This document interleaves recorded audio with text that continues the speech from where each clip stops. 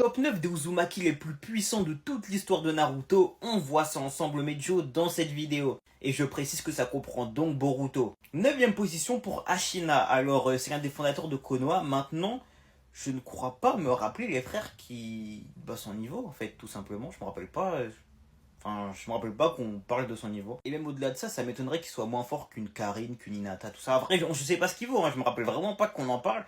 Mais ça me paraît très bas dans tous les cas. 8ème position pour Karine, en soi bien placée, c'est du soutien, c'est du soin. 7ème position, excusez-moi. 7ème position pour Imawari, et là je vous avoue que moi je n'en sais rien. J'ai lu que les 10 premiers tomes de Boruto, ça c'est quand même déjà pas mal 10 tomes.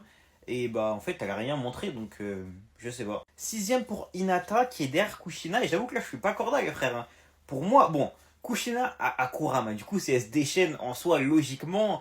Voilà, Kurama se fait Hinata. Maintenant, si on parle en termes de niveau seulement du personnage, hormis l'aide de Kurama, vu que c'est pas comme si elle maîtrisait Kurama, tu vois, c'est pas de la maîtrise comme Naruto. Pour moi, Hinata, elle la lave et elle lave aussi Mito. Mito, c'est la même chose, c'est les techniques de scellement et Kurama, certes, mais elle maîtrise pas Kurama.